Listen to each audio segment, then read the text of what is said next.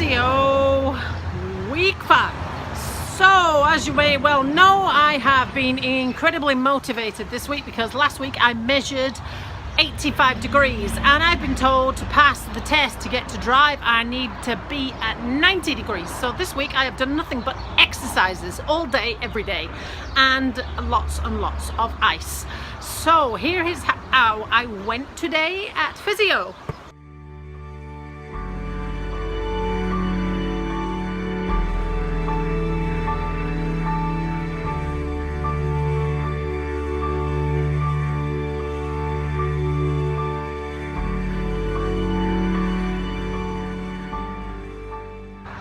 So I've got this little old lady, well she's not that old, who had her operation on the same day as me, and me and her have got this little thing going on because she's quite motivated to be able to do things faster than me. She has gotten her flexion to 90 degrees a couple of weeks ago, but had not got her legs straight, and I'm having the opposite problem. I've always been able to get it straight but can't get the bloody thing to bend. So today we both had ours measured. She managed to get hers a couple of degrees straighter, but she's still at 90 degrees, and I got mine to 90 degrees. Now here's what happened, because little old Becca, she asked me to sit on the edge of the bed and she measures the flexion lying down, and then she asked me to sit on the with my feet down on the floor, and then she measures it again. Hi Becca, what's that? She said 85. Right, okay, just a minute. And I shuffled forward on the seat a bit. Hi Becca, what's that now? 90 degrees. See Becca, I told you I could do it.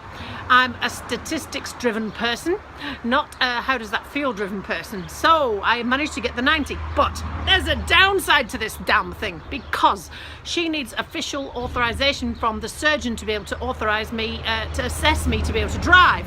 So although I can stamp on the pedal and we've done all of that, and I've got the flexion and we've done all of that, and in theory I've passed the test and I could drive, I'm still not allowed to drive because she needs to get clearance from the consultant. So I'm really not that impressed at all. So she's going to try and get that for me for next week. She better had, cross your fingers, because my next appointment to see the consultant's not for 3 more weeks. If I have to sit here for 3 more weeks and not be able to drive, I think I might go crazy.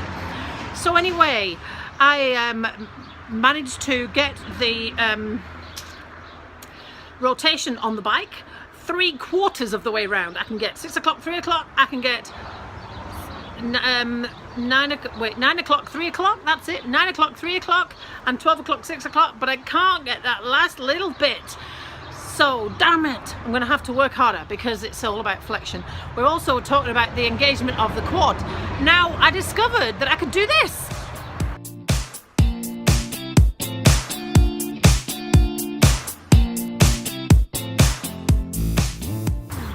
Which I actually didn't even know until I was sitting in the waiting room and somebody asked me how I was going. So that's a bit of a surprise. So now what I need to do is get the quad activating properly so that I can get the flexion working better, because apparently the two things are connected. And attached to that, what I've also got to do now is go to hydrotherapy. So I'm doing that on Friday morning, and we'll see how we go with that. So although it's a good day and I got the 90, it's a bad day because I didn't get the driving.